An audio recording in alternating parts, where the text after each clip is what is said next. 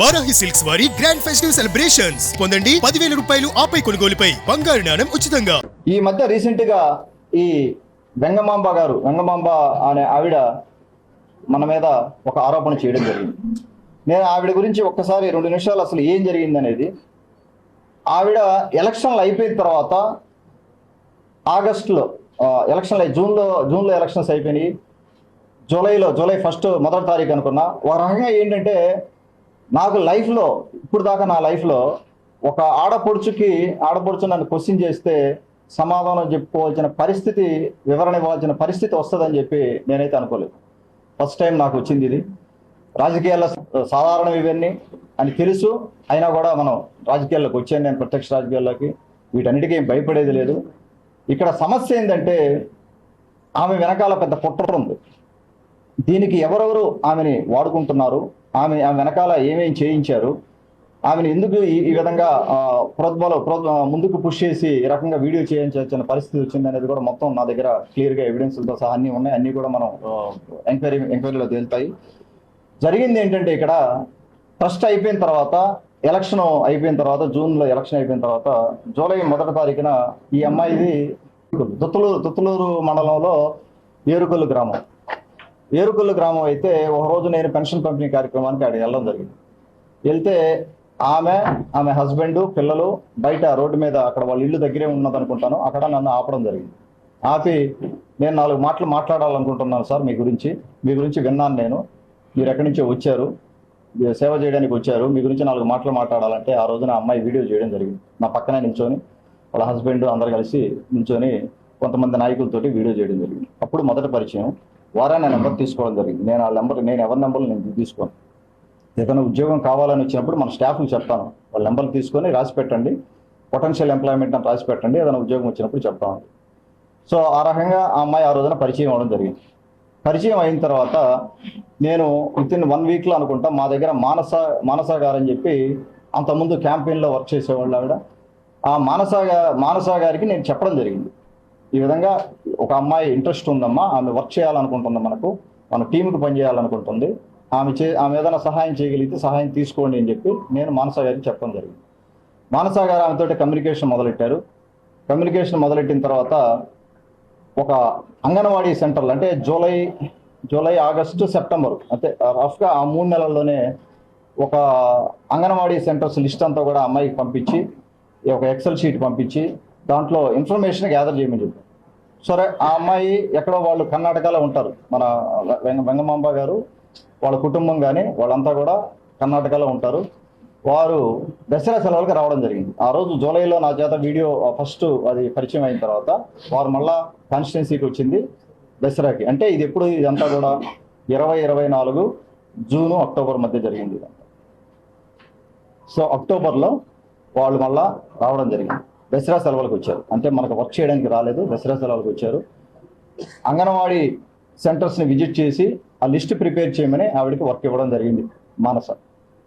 So మానస ఆ work ఇచ్చిన దానివల్ల ఆ అమ్మాయి కొన్ని సెంటర్స్ తిరిగిన దానివల్ల ఆ రోజున ఏమైందంటే అంగన్వాడీ సెంటర్స్లో ఎవరికైతే పర్మనెంట్ బిల్డింగ్ ఉండి కరెంట్ కనెక్షన్ ఉంటుందో ఆ ఫెసిలిటీస్ ఉన్న లిస్ట్ అన్ని కూడా తీసుకోమని చెప్పి ఆ అమ్మాయికి ఇవ్వడం జరిగింది. ఆ అమ్మాయి ఆ వర్క్ చేసింది, కొంతవరకు వర్క్ చేసింది. ఆ వర్క్ మానసకి ఇవ్వడం జరిగింది.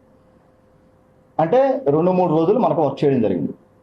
కానీ ఆ వర్క్ మానసకి ఇవ్వడం జరిగింది. ఏం చేసింది అనేది తర్వాత జనరల్గా నాకున్న ఇదేంటంటే మనకు ఎవరైనా వర్క్ చేస్తున్నప్పుడు నేను డైరెక్ట్గా ఇంటరాక్ట్ అవుతూ ఉంటాను. సో ఆ విధంగా ఏమైనా ఇంటరాక్ట్ అయితే అయ్యి ఉండొచ్చు. నేను అంటే ఏదైనా విషయం మాట్లాడుకోవడం కానీ లేకపోతే ఫోన్ కాన్వర్జేషన్స్ కానీ ఉండొచ్చు. సో ఆ అమ్మాయి మన వెంగమాంబ గారు చెప్పినట్టుగా వీడియోలో, తల్లి నువ్వేం చేస్తున్నావు అంటే, తల్లి 1 ఇయర్ వర్క్ చేశానని చెప్పింది ఆమె. మనకి వర్క్ చేయలేదు, 1 ఇయర్ వర్క్ చేయలేదు. మన దగ్గర క్లియర్గా డేటా ఉంది, ఎవరితో వర్క్ చేసింది అనేది కూడా ఇన్ఫర్మేషన్ కూడా మీకు చెప్తాం. 3 నెలలు కరెక్ట్గా 3 నెలలు గట్టిగా వర్క్ చేస్తే మన కాన్స్టిట్యున్సీలో పర్సనల్గా వర్క్ చేసింది 3 రోజులు. ఓవరాల్గా ఒక 3 నెలలు మనకు ఫోన్ కాన్వర్జేషన్స్లో మానసతో కానీ మన ఎమ్మెల్యే ఆఫీస్తో కానీ కమ్యూనికేట్ చేసి ఉండొచ్చు. పర్సనల్గా వచ్చి కాన్స్టిట్యున్సీలో వర్క్ చేసింది 2-3 రోజులు. ఒకరోజు కొండాపురంలో ప్రజా దర్బార్ జరుగుతూ ఉంటే ప్రజా దర్బార్ దగ్గరికి వచ్చింది. ప్రజా దర్బార్ దగ్గరికి వచ్చినప్పుడు మా వైఫ్ కూడా ఉంది. ప్రవీణ వైఫ్ ఉంటే వైఫ్ తోటి ఇంటరాక్ట్ అయిన తర్వాత ఆ రోజున ఆ అమ్మాయి కారు ఎక్కిన మాట వాస్తవం. మా వైఫ్ కూడా ఉన్నది ఆ రోజు, వెనకాల కారులో కూర్చున్నది. ఆ నెక్స్ట్ డే కూడా నేను ప్రోగ్రామ్స్లోకి వెళ్తా ఉంటే ఎక్కడో మధ్యలో దొత్తులోనే ఎక్కడో కారు ఎక్కిన మాట వాస్తవం.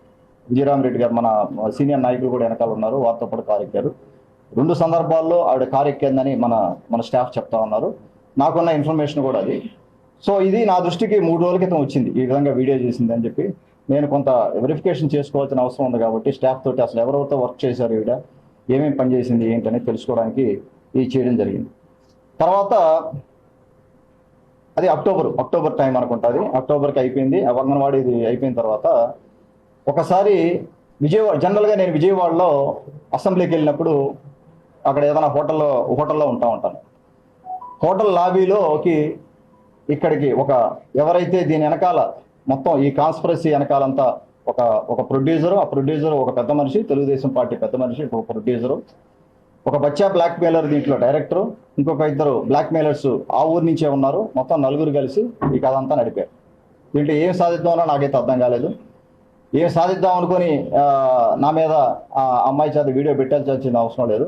నేను ఎందుకు ప్రొయాక్టివ్గా నేను రెస్పాండ్ అవుతున్నాను అంటే చాలామంది చెప్పారు నాకు, ఎమ్మెల్యేగా మీరు రెస్పాండ్ అవ్వాల్సిన అవసరం లేదు, ఎవరో రెస్పాండ్ అవుతారని చెప్పి. కానీ నేను ఇది ఇంకా ఫర్దర్గా రేపొద్దున ఇది చేశారు, మనం ఏదో వర్క్ చూపెట్టట్లేదనో వర్క్ ఇవ్వలేదనో మన మీద ఆరోపణలు చేస్తారు. రేపొద్దున ఇంకోటి ఏదైనా ఆరోపణ చేయొచ్చు, ఏదైనా ఆరోపణ చేసేదానికి అవకాశం ఉంది. కాబట్టి వాటన్నిటికీ అవకాశం ఇవ్వకూడదనే ఉద్దేశంతో నేను జరిగినట్టు చెప్పడానికి రావడం జరిగింది. తర్వాత మన గౌరవ ముఖ్యమంత్రి గారు చెప్పినట్టుగానే 33% ఉమెన్ రిజర్వేషన్ ఉంది, మహిళలకి అవకాశాలు ఉన్నాయి. రాబోయే రోజుల్లో తెలుగుదేశం పార్టీకి మహిళలు కావాలనే ఉద్దేశంతో నేను చాలాసార్లు చెప్పడం జరిగింది. ఆ అమ్మాయి ఉన్న రూమ్లోనే కాదు, అమ్మాయి మీటింగ్లో ఉన్నప్పుడే కాకుండా ఇంకెక్కడైనా కూడా జనరల్గా నేను చెప్పడం నాకు అలవాటు. గ్రామ కమిటీ సమావేశాలకు వెళ్ళినా, లేకపోతే మండల కమిటీ సమావేశాలకు వెళ్ళినా, గ్రామ కమిటీలు మేము ఎలక్ట్ చేసుకున్నా కూడా 10 మందిలో మహిళ ఉండాలి అని చెప్పి నేను క్లారిటీ తోటే చెప్పే పరిస్థితి ఏ రోజునైనా కూడా ఇప్పటికీ చెప్తా ఉంటాను. మహిళలకు అవకాశాలు మెండుగా ఉన్నాయి, పార్టీకి అవసరం అని ప్రతి కమిటీలో కూడా మహిళ ఉండాలని చెప్తా ఉంటాం. అదేవిధంగా అమ్మాయికి చెప్పడం జరిగింది. కానీ 2029లో నేను ఎమ్మెల్యే చేసేది 2029లో నాకు కామెడీ అయ్యాను. నేనేమైనా టికెట్ ఇస్తానా? బాబు గారు జాతీయ అధ్యక్షులు, తెలుగుదేశం పార్టీ జాతీయ అధ్యక్షులు లోకేష్ బాబు గారు ఉన్నారు, టికెట్లు ఇచ్చేది వాళ్ళు. ఒక పార్టీ, ఒక సిస్టమ్ ఉంది ఇక్కడ. నేను ఎమ్మెల్యే, అది కాకుండా మొన్న కొత్తగా అయిన ఎమ్మెల్యేని. నేను 2029లో మీకు టికెట్ ఇచ్చేది ఏంది? ఏం మాట్లాడుతున్నావు తల్లి నువ్వు? ఇది ఎవరు చెప్పిస్తున్నారో, మీరు ఏం మాట్లాడుతున్నారో నాకైతే అర్థం కావటం లేదు.